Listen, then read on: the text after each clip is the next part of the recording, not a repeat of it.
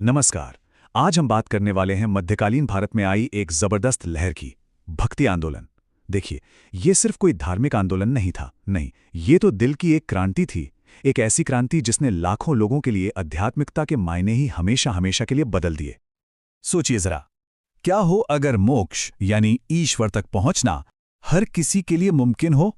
ये सवाल सुनने में आज भले ही सीधा लगे, लेकिन एक जमाना था जब ये सोचना भी नामुमकिन था।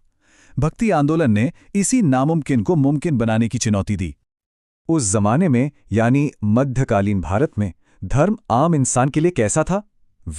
वो एक ऐसी दुनिया थी जहां मुश्किल मुश्किल रस्में थीं, ऊंच नीच का भेदभाव था। ईश्वर से सीधा रिश्ता बनाना तो जैसे पहुंच से ही बाहर की बात थी। धर्म का मतलब था बड़े बड़े कर्मकांड, पुरोहितों का दबदबा और एक ऐसी कठोर जाति व्यवस्था जो लोगों और भगवान के बीच एक दीवार बनके खड़ी थी। और तो और सारे धर्म ग्रंथ संस्कृत में, जो आम लोगों को समझ ही नहीं आते थे। तो चलिए पहले इसी माहौल को थोड़ा और गहराई से समझते हैं कि आखिर ये कुछ लोगों का धर्म था कैसा। तो देखिए, मोक्ष पाने का जो पुराना तरीका था वो बेहद मुश्किल था। इसमें क्या क्या शामिल था? बहुत ही पेचीदा और महंगे यज्ञ, हर चीज पर पुरोहितों का कंट्रोल, और जाति व्यवस्था तो एक ऐसी दीवार थी जिसे लांघना नामुमकिन था। ज्ञान की सारी बातें संस्कृत में बंद थी, आम आदमी की पहुंच से कोसों दूर। अब ऐसे घुटन भरे माहौल में जाहिर है एक नई आध्यात्मिक प्यास ने जन्म लिया, और इसी प्यास को बुझाने के लिए सामने आया भक्ति का मार्ग, एक ऐसा रास्ता जो सबके लिए खुला था। तो ये भक्ति है क्या? इसका आइडिया बहुत ही सीधा और सच कहूं तो बहुत पावरफुल है। भक्ति का मतलब है किसी देवी या देवता के लिए एक गहरा, पर्सनल और इमोशनल प्यार। एक ऐसा रास्ता जहां आपको भगवान तक पहुंचने के लिए किसी पुजारी या किसी रस्म की जरूरत नहीं है। बस एक चीज चाहिए, सच्चा दिल। ये भगवान के साथ एक डायरेक्ट कनेक्शन था जो किसी भी इंसान को, चाहे वो किसी भी जाति या लिंग का हो, सीधा ईश्वर से जोड़ सकता था। वैसे देखा जाए तो मोक्ष के 3 रास्ते बताए गए हैं। कर्म मार्ग यानी अच्छे कर्मों का रास्ता, ज्ञान मार्ग यानी ज्ञान का रास्ता, और तीसरा भक्ति मार्ग यानी प्रेम और समर्पण का रास्ता। अब कर्म और ज्ञान के जो रास्ते थे वो थोड़े मुश्किल थे, हर किसी के बस की बात नहीं थी। लेकिन भक्ति मार्ग ने, उसने तो जैसे सबके लिए मोक्ष के दरवाजे ही खोल दिए। कह सकते हैं कि ये आध्यात्मिकता का एक तरह से लोकतंत्रीकरण था। इस क्रांति की शुरुआत हुई दक्षिण भारत से, करीब 5वीं से 9वीं सदी के बीच। यहाँ आलवार और नयार संतों ने प्रेम और समर्पण के गीत गाए, और ये बस एक छोटी सी चिंगारी थी। ये चिंगारी धीरे धीरे एक आग की तरह पूरे भारत में फैल गई। कर्नाटक से होते हुए उत्तर भारत पहुंची, और 15वीं से 17वीं सदी आते आते तो ये आंदोलन अपने चरम पर था। कबीर, नानक और मीराबाई जैसे महान संतों के साथ, जिनके भजन आज भी हम सब गुनगुनाते हैं। लेकिन एक बहुत ही दिलचस्प सवाल उठता है कि ये सभी संत ईश्वर को देखते कैसे थे? क्या भगवान का कोई रूप है, कोई आकार है, या वो इन सब चीजों से परे हैं? बस इसी एक सवाल ने भक्ति आंदोलन को 2 बड़ी धाराओं में बांट दिया, सगुण और निर्गुण। ये 2 नजरिए भक्ति आंदोलन की आत्मा थे। एक तरफ थी सगुण धारा। सगुण मतलब गुणों के साथ। इसके संत मानते थे कि ईश्वर का रूप है, गुण है, जैसे राम, कृष्ण। इनसे एक पर्सनल, एक इमोशनल रिश्ता बनाया जा सकता था।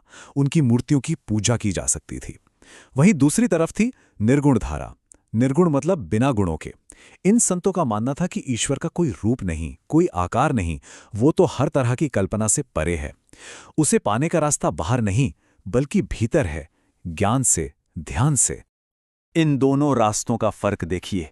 एक तरफ रामानुज जैसे संत हैं जो सगुण भक्ति का रास्ता दिखाते हैं, जहां भगवान के एक साकार रूप से प्रेम और समर्पण का रिश्ता है।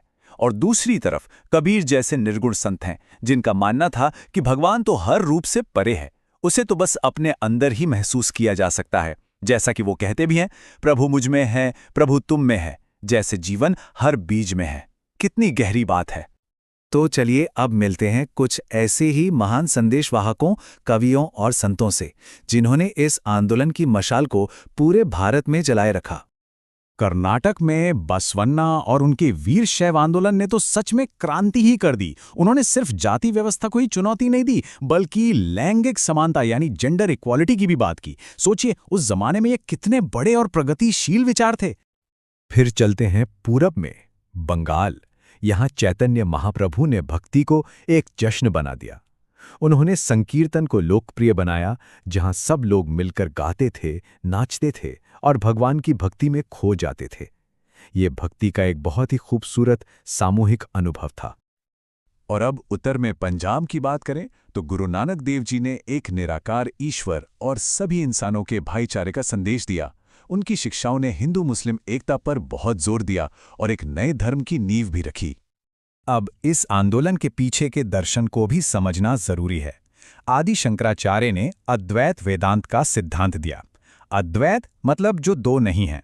उनका कहना था कि हमारी आत्मा और वो परम शक्ति जिसे ब्रह्म कहते हैं, वो असल में एक ही हैं, अलग अलग नहीं हैं। मोक्ष क्या है? बस इसी एकता को महसूस कर लेना ही मोक्ष है। उनका एक बहुत मशहूर सूत्र है, ब्रह्म सत्यम जगत मिथ्या। इसका मतलब है कि सिर्फ ब्रह्म ही असली सच है और ये जो दुनिया हम अपनी आंखों से देखते हैं, ये एक भ्रम है, एक माया है। लेकिन रामानुज ने एक थोड़ा अलग नजरिया सामने रखा। इसे कहते हैं विशिष्टाद्वैत। उनके हिसाब से ये दुनिया और हमारी आत्मा ये भ्रम नहीं है, ये सच है, पर ये पूरी तरह से भगवान पर निर्भर हैं। कैसे? ठीक वैसे ही जैसे सूरज की किरणें सूरज से अलग दिखती हैं, पर क्या सूरज के बिना उनका कोई वजूद है? बिल्कुल नहीं। बस यही रिश्ता आत्मा और परमात्मा का है। तो इन सब विचारों का, इस पूरे आंदोलन का समाज पर क्या असर पड़ा? क्या इसने पुरानी रीतियों को चुनौती दी? बिल्कुल। भक्ति आंदोलन सिर्फ आध्यात्मिक नहीं बल्कि एक सामाजिक क्रांति भी था। इसने जाति के भेदभाव पर जोरदार हमला किया, हिंदू मुस्लिम एकता की बात की, अंदाल और मीराबाई जैसी महिला संतों को आगे आने का मौका दिया, उन्हें एक आवाज दी।